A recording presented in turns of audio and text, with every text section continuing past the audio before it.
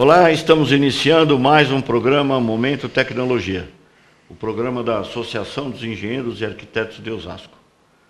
Hoje nós vamos bater um papo muito legal, nós estamos com dois amigos aqui, o João Roberto do Carmo. Eu estou pensando para falar porque a gente só fala João. Desculpa, João. Tudo bem? E o Benedito eu esqueci. José Benedito Pinto. José Benedito Pinto. Né? Mas é o Benê. É o Benê. Viu? Mas são dois professores, dois coordenadores, duas figuras ilustres da Escola Anhanguera de Engenharia. Não é escola, é faculdade? Universidade em Anhanguera. Universidade Anhanguera. Hoje eu estou meio assim... Acho que eu não tomei café direito hoje, vocês me desculpem. Mas isso é para descontrair o nosso papo gostoso.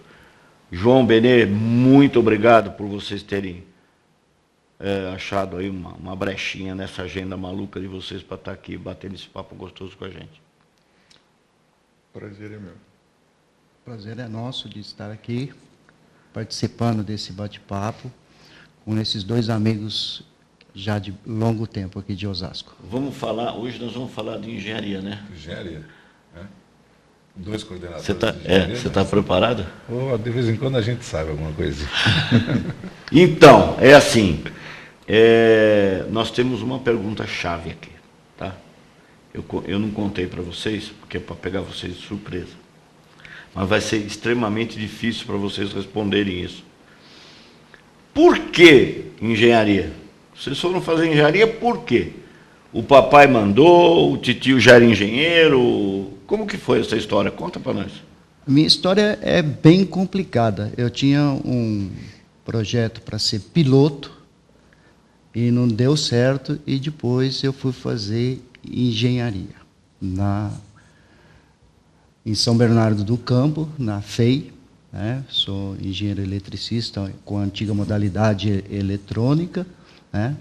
E também que foi uma solicitação da família, que não tinha nenhum engenheiro na família. Eu sou oriundo de Campos do Jordão, uma família bem simples, e não tinha nenhum engenheiro na família. Então eu fui fazer engenharia e fui o primeiro engenheiro da família Pinto, aqui já em São Paulo. Você foi o primeiro Pinto engenheiro? Primeiro Pinto engenheiro, oriundo de Campos do Jordão. Rapaz, a terra desse homem é quente, né, rapaz? E Campos do Jordão tem uma ligação com a aviação, né? É verdade. É isso aí. Campos do Jordão? Não tem? Ou você fez confusão com São José São José dos dos Campos? Campos. São José dos Campos. Ainda bem que não sou só eu que estou ruim hoje, hein? É o frio de Campos do Jordão. De Campos do Jordão. Legal, mas muito bom. E o João? Então, meu caso, já no ensino secundário eu tinha assim, uma queda por exatas, né? E o meu pai foi um grande incentivador para que eu fizesse engenharia. Ele foi ferramenteiro, torneiro, e sempre falando, né? Olha, estuda engenharia. E então foi por aí que nasceu esse amor, e eu fui descobrindo que é engenharia, estudando que é engenharia, e acabei prestando vestibular ali na região da Moca. Sou de São Paulo, né, na Universidade de São Judas Tadeu, e me formei por lá em 95. Engenheiro eletricista. Também. Legal. Depois fiz matemática, outras coisas, mas é engenheiro a primeira formação, engenheiro de coração. Eu junto que esse homem era engenheiro mecânico. Olha. Eletricista também, João? Engenheiro eletricista. Olha aí, rapaz. Você vê? Coordenador da Civil. Da Civil. E, na verdade, você também foi? Eu foi, também, né? foi. Você também foi? Você também. Então não vale. Só que, na verdade, né, e o que levou vocês a enveredar para a área acadêmica, do ensino, da própria engenharia, mas aí dentro da universidade? Então, eu desde que entrei na engenharia, eu comecei a lecionar. E isso aí ficou muito difícil cortar o umbilical depois de formado. Então, na realidade, eu trabalhei uns 2 anos como engenheiro e depois direcionei totalmente para a área acadêmica. Quer dizer, aí foi ensinar os engenheiros novos, né? Ensinar os engenheiros Isso aí. novos. Que é uma Muito paixão que eu tenho, é de tentar passar algum conhecimento Isso aí. para os meus alunos. Aliás, hoje tem que ser paixão mesmo, né? Benê? Precisa ter paixão. Porque ter tá paixão. feio o negócio, né? Tá Não é só muito, para. tá Aliás, muito. não é só para professor que tá feio. Mas tá feio para todo mundo, né? Sim. Mas professor deram uma juntada aqui, tá difícil ser professor, hein? É muito difícil, mas eu ainda tenho... Mas é a paixão. É paixão, é a paixão. É o gosto, né, João? Sim. Nós trabalhamos numa instituição em que o lema é paixão por educar, né? Paixão por educar. Paixão por educar. E se a pessoa não estiver totalmente engajada com isso, é muito difícil ela se motivar e motivar os seus alunos nos dias de hoje. O meu caso, assim, para entrar na carreira acadêmica, né, foi depois de 18 anos trabalhando nas empresas, me levou a repensar uma série de valores, uma série de coisas na minha vida, e aí eu resolvi dar uma guinada, isso foi em 2003, e continuar meus estudos, né, fazer mestrado, doutorado, e passar um pouco do que a gente aprendeu para essa turma que a gente vem lecionando. O interessante, né, da linha acadêmica é exatamente o transferir o conhecimento. Né? E a gente tem que ter realmente paixão para fazer isso aí. Né? Também, por outro lado, né, o transferir você adquire também. Né? Então, essa troca é muito interessante. Agora, dentro da universidade, o que vocês enxergam hoje em termos assim... Porque a base estudantil também está meio problemática na criação do estudante. Né? Ele chega na universidade, às vezes com uma base um pouco distorcida. E como é que eles absorvem o ensinamento da engenharia lá? Então, no princípio, chegam os alunos já pensando que é um engenheiro. Né? Então, fica difícil porque falta a base. Então, nas primeiras séries, existe uma fuga de alunos que não conseguem acompanhar o curso, porque é uma área de exatas e eles não têm ideia de...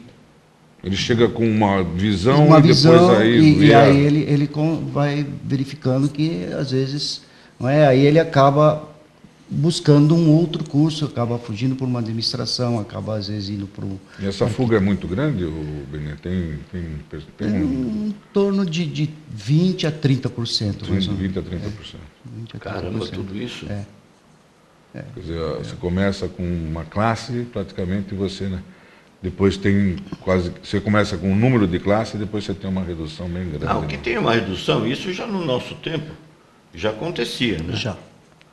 Mas é mais, talvez, pela não ter a visão, né? Pensa que já, como é que você falou, chega como um engenheiro, chega lá, não é aquilo que ele admitia.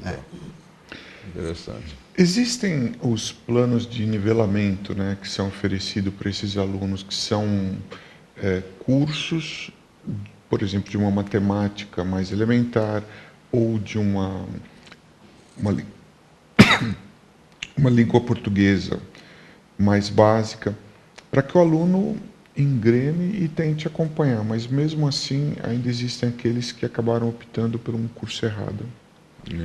Interessante, né? Porque na própria tecnologia, o nosso programa exatamente fala momento tecnológico, que é exatamente o momento de tecnologia, exatamente para pegar essas novas tecnologias que nós temos no mercado, né?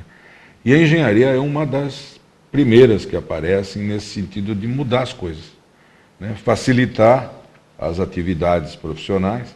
E como é que a universidade se posta, né, nesse sentido? Eu sei que lá na Anhanguera tem aqueles momentos de empreendedorismo, né, de automação, de várias técnicas que vocês utilizam lá para poder incentivar o aluno a vir buscar isso. Como é que está esse procedimento lá?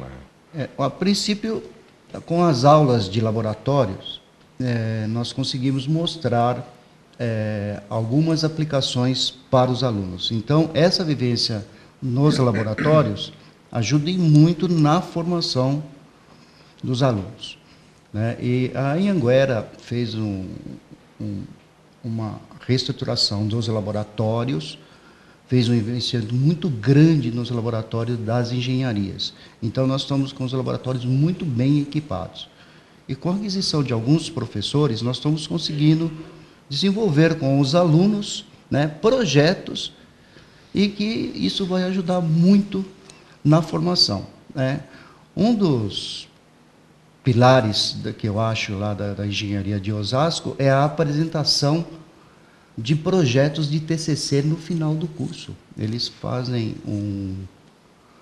um projeto e que tem que apresentar alguma inovação da tecnologia, e isso é apresentado no final do ano como avaliação do TCC. E aparecem coisas novas, né? Aparece. É interessante isso. O ano passado apareceu um aluno com um projeto de uma muleta, que se fala, pô, mas uma muleta, né? Como vai fazer, né? Mas era com um sensor, um negócio fantástico, fantástico. Ou a cadeira de rodas com aquele tablet no capacete. Com um tablet no capacete. É uma cadeira de rodas motorizada, onde o aluno colocou um tablet num capacete, que é colocado no cadeirante, um tetraplégico no caso, onde com o movimento só da cabeça a cadeira toma determinados acionamentos. Isso pode até não ser totalmente inovador, mas foi um grande salto na carreira desses alunos. E agora nós temos também 2 vezes por ano as feiras de tecnologia e robótica, onde os alunos são incentivados a desenvolverem seus robôs. Já tivemos a primeira edição da competição de luta de robô sumô, e tudo isso traz para o aluno um grande ganho em conhecimento e um entusiasmo pelo curso também. É interessante como essas atividades, onde ele vê na prática o que ele está estudando, motivam, né, professor? Exato. E é isso que eu estava falando, né? O fato do lado acadêmico, você está ensinando, você também recebe, porque são ideias novas que acontecem e que aí aplica-se a tecnologia para poder acontecer, né? Mas essa aqui é a injeção de estímulo para eles. Né? Muito bom, o aluno desenvolver um negócio desse, né? É estímulo para a gente também que está lá para orientá-los. Com certeza, com certeza. Porque você está vendo que de uma forma ou de outra ele tá absorvendo algum conhecimento e está aplicando aquilo. Né? Claro. Então, pô, isso é mais gratificante para a gente. Né? Com certeza. Eu falo para a gente porque eu também já estive lá e tal. Mas você vai retornar ainda. Vai retornar. Ainda vão retornar para o quadro de docente, com certeza. Então, nós estamos com 5 cursos de engenharia lá, e todos eles têm um foco em um produto final, alguma coisa. Ou como a engenharia de produção, que tem o foco no processo, aonde o aluno providencia um upgrade no próprio conhecimento dele, sem a montagem de algo físico.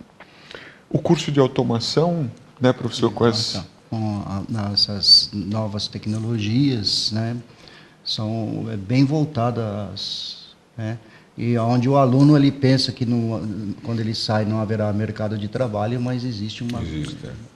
Vamos deixar isso para outro bloco, que o nosso tempo acabou no primeiro bloco. Perfeito. Aguarde, já voltamos já.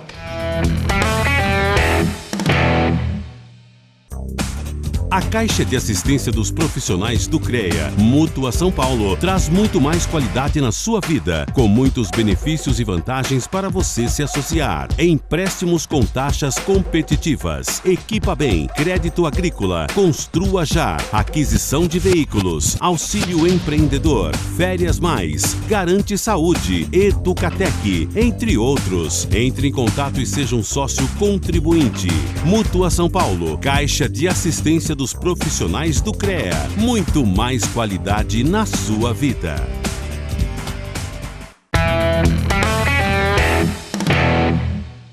Olá, estamos retornando com o programa Momento Tecnologia. programa da Associação dos Engenheiros e Arquitetos de Osasco. Como de costume, eu vou fazer aquele lembrete a você, telespectador, caso haja a necessidade da contratação de um profissional da área tecnológica, não esqueça de exigir desse profissional a sua ART. A anotação de responsabilidade técnica é o melhor seguro para esse serviço que você vai estar contratando.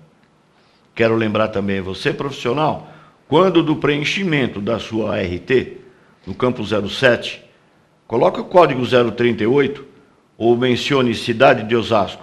Você estará contribuindo com a associação, que fatalmente esse recurso estará voltando para você mesmo. Muito obrigado. E agora vamos retomar aqui.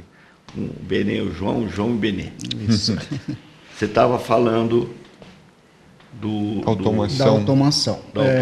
Há uma preocupação muito grande dos alunos que estão cursando engenharia de controle e automação com a perspectiva do mercado. Eles vão pela cabeça dos engenheiros eletricistas, dos que fazem engenharia elétrica, dizendo que o campo é maior. Eu discordo disso porque eu sempre falo para todos os meus alunos, se você for um engenheiro, né, com letras maiúsculas, não vai faltar mercado de trabalho para você. Eu acho que a engenharia no Brasil, nós estamos com uma falta muito grande de engenheiros, nós necessitamos de engenheiros, mas de bons engenheiros. Nós não podemos ter um engenheiro que foi buscar apenas um diploma, porque se ele vai buscar o diploma, depois de formado, ele vai ter dificuldade de ingressar no mercado de trabalho. Benê, nessa linha de automação, eu acho que a demanda é cada vez maior, né? É maior. Cada vez maior, porque hoje toda a área da tecnologia é para automatizar quase tudo, né? Até uma casa, hoje nós estávamos falando agora há pouco, né? A casa se torna inteligente, né? Porque ela é toda automatizada. Quer dizer, então não é só, aí nós estamos separando um pouco da engenharia civil, elétrica, né? Mas a automação, ela se faz presente em todas as áreas da engenharia. Ela integra. Né? Hoje você vai ter uma indústria da construção, onde você tem lá os pré-moldados, tem que ter um princípio de automação também. Né? Para você poder fazer toda essa compostagem, né? Sim. Leva a isso. Outro dia eu estava falando com um aluno, discutindo sobre esse tema, e falei para ele que se ele for, por exemplo, uma medicina, para a área da medicina, fizer uma especialização, não tem profissional no mercado. Não existe. Então, é uma boa área para um engenheiro de automação. E a automação na medicina hoje é o top, né? É o top. É impressionante como a fusão dessas áreas, que não tem nada a ver, né? Mas está... Porque se for esperar o médico fazer automação, não sai. Não sai. Tem que ser um engenheiro. Para a medicina caminhar, é necessário a engenharia dar um passo, é necessário outras ciências de base avançarem, né? E a gente está vendo isso ocorrer rapidamente hoje. Antigamente, a gente ia no hospital, eu posso falar antigamente porque eu tenho mais de 20 anos, você não achou, mas eu já tenho mais. A gente entrava no hospital, era muito diferente do que é hoje, cara. Hoje você entra num quarto, né, para visitar alguém, ou para conhecer, ou para qualquer coisa. Você vê a quantidade de equipamento. Bom, a cama já não é mais aquela caminha, né? Exato. A cama anda sozinha, ela regula sozinha. Tem controle remoto. Então, aquela quantidade de equipamento que você tem na parede não é mais o tubo de oxigênio, não, é um negócio espetacular, pô. Hoje, pô, a engenharia, então, aí entra automação, entra mecânica, entra civil, elétrica, entra todas as áreas, né? Todas as áreas. Há evolui, né, para você poder ter um desenvolvimento dentro, né? Porque nós até conversávamos, a tecnologia está aí para auxiliar a engenharia no sentido do quê? De dar o conforto ao humano, né? E desde que você parta desse princípio, tudo envolve, até a medicina. Sim. Hoje você já tem os pronunciamentos dentro da própria legislação, né? Os debates que são feitos online. Na verdade, o juiz está, às vezes, fazendo um julgamento de um réu à distância, né? Falando de à distância, como é que há os cursos hoje dentro da área de tecnologia à distância? Como é que vocês estão enxergando Então, a esse Anhanguera procedimento? já lançou cursos de engenharia à distância e a melhor pessoa para poder falar é o professor João, que está coordenando, inclusive, um dos cursos da engenharia à À distância. distância. É a engenharia civil à distância e engenharia elétrica à distância. O curso à distância tem um determinado formato. O nosso é semipresencial. O que é o semipresencial? Matou o que eu ia perguntar. São 2 dias na semana presentes com aulas presenciais, laboratórios, e 3 dias onde ele tem livre para fazer o restante da carga horária em outras disciplinas que ele precisa fazer. Então, é usado uma tecnologia da internet com o Moodle, que é uma plataforma onde são colocadas teleaulas, as videoaulas, e o aluno verifica o seu conteúdo no melhor momento que ele tem disponível e faz os seus exercícios e coloca perguntas para um tutor online num determinado momento, que isso vai ser respondido algumas horas, 24 horas depois, que é o prazo que eles têm, e o aluno vai tendo essa dinâmica. Tira as dúvidas por um canal de chat assíncrono e também presencial nos nossos polos, que fica aqui na nossa unidade em Osasco. Outros cursos semipresenciais seguem a mesma metodologia. Um período no campus, um período fazendo a carga horária fora. E esse monitor, o tira dúvida? Ele tira dúvida. Ele fica 24 horas no ar? Não, esse é um sistema assíncrono, ou seja, o aluno vai lá, ele coloca a sua Registra a pergunta e depois alguém responde. É respondido, e aí quando o aluno voltar online, né, ele vai verificar se foi ou não respondido. Pelo que eu entendi, a resposta é em 24 horas, é isso? Até 24 Até 24 horas. horas. Ele tem uma resposta assíncrona de até 24 horas. Agora, ô João, e como é que vocês veem a avaliação desses alunos? Como é que é feita esse sincronismo de poder avaliar que ele está sendo apto ou não? Sim, né? a avaliação ela é feita só presencial. O aluno ele pode ter uma disciplina cursada não presencial, não calhou de ser nesses 2 dias que o aluno vai ao polo, mas a prova dessa disciplina é presencial com o professor em sala de aula e como um aluno regular. E os laboratórios também, então? Qual é a carga horária desse curso? É idêntica à de um curso presencial. Inclusive, a matriz do curso à distância é a mesma matriz do curso presencial. Porque, na verdade, só a parte física dele estar lá presente é o que acontece, não é isso? Porque ele faria online, não é isso? Ele faz uma parte online e uma parte presencial. E essa questão do estudar à distância ou estudar de maneira semipresencial, ela está se mostrando no Brasil eficiente. Ao redor do mundo, isso já é algo consagrado. E aqui isso está se mostrando eficiente. O aprendizado desses alunos tem sido grande. As notas de ENAD e coisas do tipo também são satisfatórias. E é uma coisa que a gente não tem mais como bloquear. É uma tendência, e uma tendência forte. De crescimento, né? De crescimento. O aluno quer isso. Ele, muitas vezes, ele não tem a disponibilidade de estar todos os dias no campus, estudando presencialmente, mas ele tem a vivência de mercado e pode, com um curso semipresencial, completar o seu estudo. Principalmente hoje, na dificuldade de transporte, de comunicação, né? É muito mais fácil, às vezes, você aprender à distância. Seria assim, né? O conceito está vindo por aí. Mas nós estamos numa fase híbrida, né? Porque nós temos aí a faculdade presencial e tem a distância. Né? Exato. Essa fase híbrida, nesse período, ainda tem uma certa adaptação. Ainda eu acho que a maioria dos alunos ainda preferem o presencial. Presencial.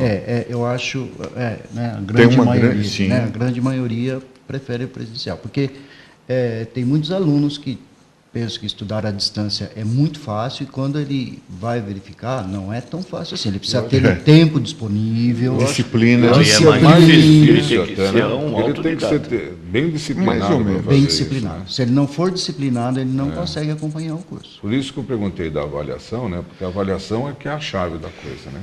Avaliação 100% presencial. Com o professor ali, onde é entregue a prova, é fiscalizado, tem o tempo, como os alunos... E para sacar do aluno o conteúdo que ele absorveu, né? Isso que é o mais importante. João, qual é o percentual dessa turma com o presencial? Olha, na engenharia civil, nós temos... Quantos alunos, professor? São 50 e... Se formando? Nós... Não, formandos? Não, formandos nós temos 110 alunos. 110 alunos formando no civil. E no semipresencial... Presencial. No presencial, perdão. E no semipresencial, hoje, nós estamos com uma sala de primeiro semestre, ela tem 90 alunos. Agora, veja, nós estamos comparando coisas de épocas diferentes, porque quem está no quinto agora entrou 5 anos. Sim. E, assim, eu gostaria só de falar de que nos países de primeiro mundo, como a gente fala, que tem isso há muito mais tempo, isso já é algo consolidado e continua coexistindo o presencial e o à distância, que é o que nós temos hoje aqui. E a distância é uma tendência muito grande, nós temos isso nascendo há poucos anos aqui no Brasil, e eu acredito que isso já decolou. A Anhanguera, desculpa perguntar fora da área de engenharia, mas ela também tem esses cursos à distância nos outros segmentos também, né? E é bem forte, bem forte. Né? Agora é bem forte nesses cursos. Na engenharia, está começando agora. Está começando agora. Está começando agora no campus de Osasco. Tá. Porque se você for pegar outros campi, nós temos esses cursos já há vários anos. Então, nós estamos falando ali de onde trabalhamos, né? Falando um pouco da engenharia do nosso campus. A Anhanguera, em outras sedes, já existia. Sim. Isso é novidade aqui. Começou esse ano. Esse ano. No curso de engenharia, sim. Nós estamos com isso, começou há alguns meses, né? E já começou grande. Que bom. Eu acho que tem que estimular. Agora, a notícia ruim, né? Nosso tempo acabou. Poxa. Eu quero agradecer a presença de vocês. Muito obrigado mesmo por terem vindo. E esse tempinho final agora eu quero deixar para vocês tecerem as vossas considerações. Agradeço o convite e não faltará oportunidades para umas... E eu gostaria novos de encontros. solicitar já, quando tiver alguma novidade, venham trazer para o nosso público, para o nosso telespectador, as novidades da Anhanguera. Voltaremos aí no começo do segundo semestre com a segunda edição da luta de robô sumô. É isso aí. Que bom. Tá bom? A gente poderia fazer assim uma gravação lá. Opa! Estão convidados já. Então tá bom. Muito obrigado. Nós que agradecemos. Obrigado, Paulinho. Obrigado você por ter nos assistido. Até a próxima, se Deus quiser.